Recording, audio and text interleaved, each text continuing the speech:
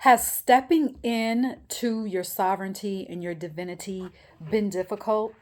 In this video, we're going to talk about a reason why it could be or it has been a challenge for you to even see yourself as sovereign, as divine. Before we get into that, let me introduce myself. I am Tamara Tamu.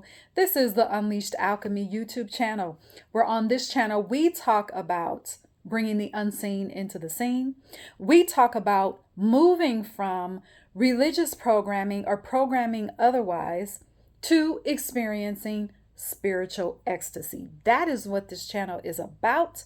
So if that sounds real good to you, stick around because we are about to have fun. Spirituality and fun go together, by the way. So before I get into this topic for today's video, I want to remind you that if you are looking for more one-on-one support in your spiritual odyssey, click the link in the description box that says book a call. All right. This is a complimentary call where we will get together for a few minutes, because that's all it takes. Okay, that's all I need to talk to you, to see where you need the most support in your spiritual odyssey, particularly if you have moved away from religious programming. All right. The reason why I focus on that in my one-on-one sessions is because we don't realize that we can physically leave a religion. We can physically leave a cult. However, the programming and the wiring that has been infused into our emotions and our mental state and into our behaviors, into our identity, it affects every single part of our lives, even after we have physically left. All right. So that is part of what I came here to do. All right. And so I share that with you. I had to take myself through it. And so I share the same processes with you. So book a call with me to see how we can work together. All right. So let's get into today's episode, right? So I'm looking down here. My setup is this is not really the setup that I want at the moment, but I wanted to get this video out. Okay. So here's one of the reasons why it can be a challenge for some people to step in to their sovereignty and divinity and really declare it. And this is going beyond what you believe about yourself. This is beyond belief. This is a knowing. This is rooted in your being, in your nervous system. Okay. This is a knowing that you really can't put words to. There's not enough words in the English language, okay, to express this knowing that you have of yourself being sovereign and being divine. Okay. So the reason why is because religion, I grew up in a religious cult. And by the way, to me, based on my experience, religion and cult are one and the same. Okay. So I would watch people, pray and pray to the point of exhaustion. And I mean that literally, to the point of exhaustion. Okay. I was part of one of those religions where people pass out on the floor. Okay. And then someone runs up to, especially if it's a woman, somebody runs up to the person passed out on the floor and then they put a sheet over them. Okay. That's the type of church religion that I grew up in. Right. So people praying to the point of exhaustion, and even after doing all of that, people would start and end their prayers with, God, I know that I am not worthy, and because I'm so serious about words, I cancel that. I'm only using this as an example. They would say that at the beginning of their prayer and at the end of their prayer about how they knew that they were not worthy of, first of all, God's love or this thing that they were praying to God to either give them or take them out of, right? Not only were the prayers like that, but the songs that we sang. I was part of what is called a praise team, or, AKA the choir, right? So I was a part of that, and the songs that we sang, the words that we spelled over our lives and that we spelled over everyone else, because that's really what a song is if you really want to take that a step further, but that's another topic for another day. But those are the types of words that we use, that we said about ourselves. So imagine, whether you grew up in it or not, imagine hearing that from week to week. And not to mention that a lot of our time, our life force energy, was spent in the church with these songs, with these prayers. So we said the prayers and the songs in the church building, and then we took that same idea, we took those same words outside of the building. So we were saying that to ourselves in our homes, in our cars, with each other, with our friends, with our family, wherever we worked, on and on and on and on. So imagine you throwing that into your consciousness, into your subconsciousness, into your energetic field over and over and over again. Don't you think that that would start to affect your entire life?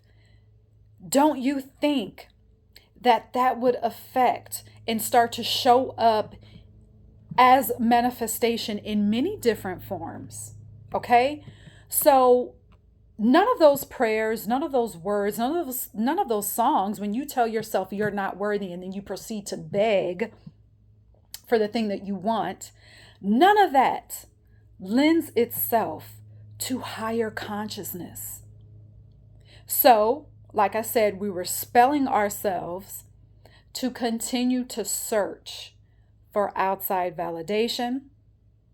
We were continuing to put our subconscious, or to shape our identity as an identity of someone who had to search for something outside of ourselves to give us purpose, to give us a destiny, to give us a path, to tell us what we deserve and what we don't deserve, to tell us whether we were worth something or not, to give us value.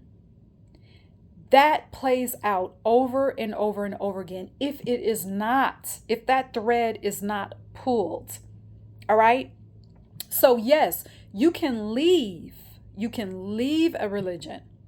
You can say, I surrender to my soul's spiritual path, not surrendering to what someone gave me, but surrendering to my soul's path. You can still have that inner tug of war, because the thread on that particular programmed issue has not been pulled. It has not been disintegrated. So, for example, let me give you an example of how that whole, not being worthy, this is what I want, but I know that I'm not worthy bullshit that comes up as a result of religious programming. This makes receiving a challenge. Let's use the example of money. I love using money as an example because it's so easy to follow, right? So I'm going to give you two examples, actually. So using the example of money, programming says, and by the way, religious programming fuels programming in other systems, in the educational system, in the so-called workforce, in societal programming. Religion fuels much of that. All right. So going back to the example of money, the first one, it says, if I don't work for money, I won't have it because I don't deserve it. If I don't work this job, then I won't have money. I can't do what I love. It feels too easy, so I'll just get a job for money. Do you not understand that money is currency? What flows? What is a current? Water. Water on the ocean, that is a current. What are we made mostly of? Water. We already carry the energy to receive money that we don't have to do anything for. Now, am I saying that there is no joy and no pleasure in working to get money? That's the thing. We don't have to work for money. We are already the energy of money. Yes, there is value in creating something and then offering it and receiving that energetic exchange. But we have never had to work for money. Do you see? And maybe I need to make a separate video for that concept. I have an entire series that I did about religious programming and how religious programming affected our view and relationship with money. Check it out. It is a 12 video series that I did. I think it was 12, but anyway, it's most recent. So go back to my channel and look at it. It's very easy to find. It's called How Religious Programming Has Fucked Up Your Money. Very clear. So we have been programmed to believe that if we don't do something for this money, then we're not worthy to receive it. When in fact, we were born worthy because we are the energy of we are currency. We are money. All right. So again, I'm going to use another example. This programming where we feel like the outside is going to tell us what we're worthy of. This programming makes receiving a challenge. So there's this example says, if I didn't get money from the outside, from something outside of me, therefore I don't deserve it. If I didn't go out and get this money, we'll keep with the example of money, then I don't deserve it. So when's the last time that perhaps someone was giving you money, or you were trying to give someone money and they said, oh no, I can't take that? Do you ever notice that many times we don't do that with anything but money? So somebody could give you a gift card. Someone could say, hey, I'm going to take you to lunch. Someone could give you, a gift like, perfume or something, but when it comes to money, then all of a sudden it's, oh no, I can't take that. Well, why not? Why not? You have to think about that. It comes from programming. Then you shut off because you've told yourself, you've been programmed to believe, okay, I got to go work and show myself worthy to get this money. So therefore somebody giving it to me, oh no, I could never accept that. That is a thread that needs to be pulled. That is one of the very subtle ways that programming that has to deal with your self-worth and how you see yourself and how you value your own self, how programming comes in and tries to pluck that away. But here's the good thing about us being of currency. Not only do we carry the currency of money, but we carry power. That is a currency. We carry confidence. That is a currency. So all we have to do is go back to the truth of who we are. We just find the right button and we push it and we activate it. That's all we need to do. All right.